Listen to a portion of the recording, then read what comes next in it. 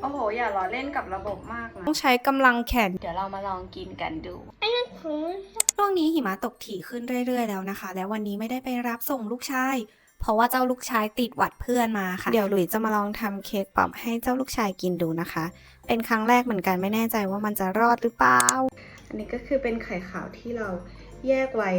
มองไม่เห็น แยกไว้เรียบร้อยแล้ว แล้วก็เดี๋ยวหลุยจะใช้อันนี้ตีนะคะ ดูว่ามันแบบจะตั้งยอดไหมตุ๊ดตุ๊ดตุ๊ดตุ๊ดตุ๊ดตุ๊ด ที่ท้าทายก็คือหลุยจะใช้ไม้อันนี้ไม่แน่ใจว่าเรียกถูกไหมนะ แต่คนยากุสเขาน่าจะพูดว่า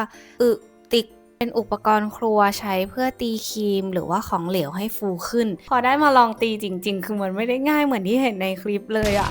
มันเหนื่อยนะ ต้องใช้กำลังแขนเยอะมาก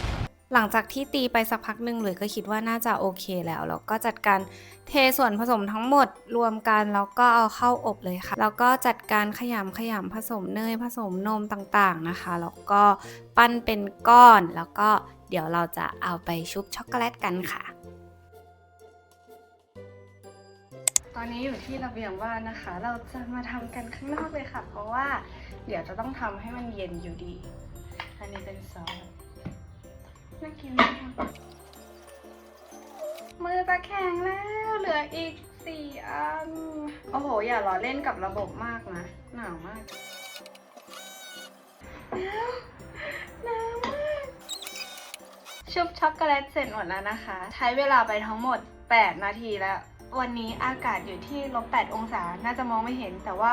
-8หนาวโอเคเข้าบ้านหลุยคิดว่ามันน่าจะแห้งเรียบร้อยแล้วนะคะ เดี๋ยวเรามาลองกินกันดูว่ารสชาติจะเป็นยังไงนะคะ และนี่ก็คือเค้กป๊อปของหลุยเองนะคะ not bad นะ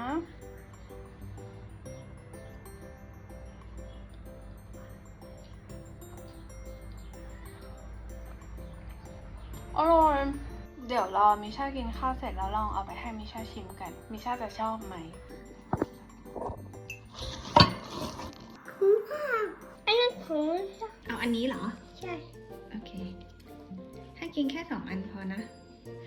เก็บไว้กินตอนเย็นบ้าง อันนี้ของมาม่าอันนี้ที่มากอันนี้ของชาชาอันนี้ของอิวอันนี้ของอกซาลาอันนี้ของป้าลินอันนี้ของแม่โกงของแม่กงก็มีของใครอีก มีของป้าบุ๊ก ไม่มีใครอีก หมดแล้ว หมด